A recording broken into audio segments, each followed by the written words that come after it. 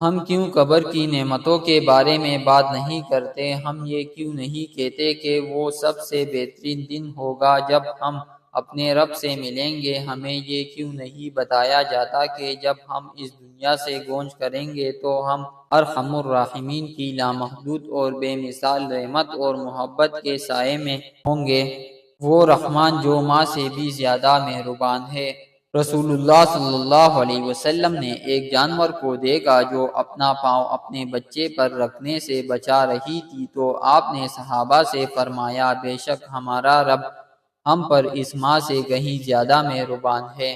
کیوں ہمیشہ صرف عذاب قبر کی باتیں ہو رہی ہے؟ کیوں ہمیں موت سے ڈرایا جا رہا ہے، یہاں تک کہ ہمیں معاذ اللہ پختہ یقین ہو گیا کہ ہمارا رب ہمیں مرتے ہی ایسا عذاب دے گا جس کا تصور بھی نہیں کیا جا سکتا؟ ہم کیوں اس بات پر مصر ہے کہ ہمارا رب ہمیں صرف عذاب ہی دے گا؟ یہ کیوں نہیں سوچتے کہ ہمارا رب ہم پر رحم کرے گا؟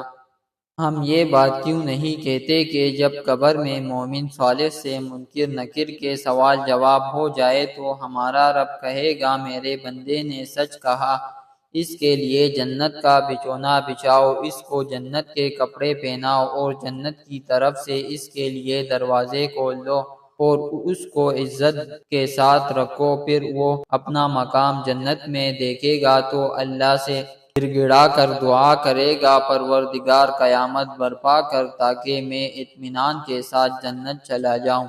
ہم یہ بات کیوں نہیں بتاتے کہ ہمارا عمل صالح ہم سے الگ نہ ہوگا اور قبر میں ہمارا مونس اور امخار ہوگا؟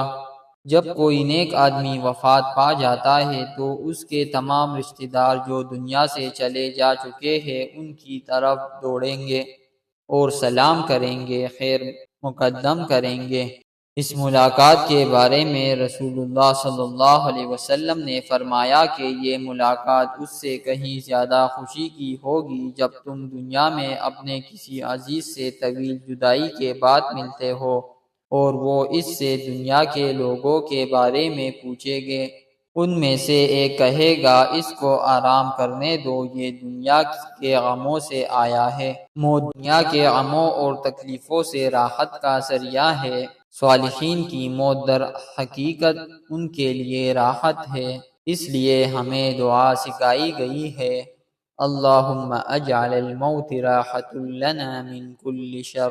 اے اللہ، موت کو ہمارے لیے تمام شروں سے راحت کا ذریعہ بنا دے۔ ہم لوگوں کو یہ کیوں نہیں بتاتے کہ موت زندگی کا دوام ہے اور یہ حقیقی زندگی اور ہمیشہ کی نعمتوں کا دروازہ ہے؟ ہم یہ حقیقت کیوں چھپاتے ہیں کہ روح جسم میں قیدی ہے اور وہ موت کے ذریعے اس جیل سے آزاد ہو جاتی ہے اور عالم برزخ کی خوبصورت زندگی میں جہاں مکان و زمان کی کوئی قید نہیں ہے رہنا شروع کرتی ہے۔ ہم کیوں موت کو رشتہ داروں سے جدائی، غم اور اندوہ کے طور پر پیش کرتے ہیں؟ کیوں نہیں ہم یہ سوچتے کہ یہ اپنے آباء و اجداد، احباب اور نیک لوگوں سے ملاقات کا ذریعہ ہے؟ قبر سام کا منہ نہیں ہے کہ آدمی اس میں جائے گا اور سام اس کو چباتا رہے گا، بلکہ وہ تو حسین جنت اور حسیناؤں کا عروس ہے جو ہمارے انتظار میں ہے۔ اللہ سے نیک امید رکھو اور اپنے اوپر خوف طاری مت کرو۔ ہم مسلمان ہیں، اس لیے ہم اللہ کی راحت سے دور نہیں پھینک دیے گئے ہیں۔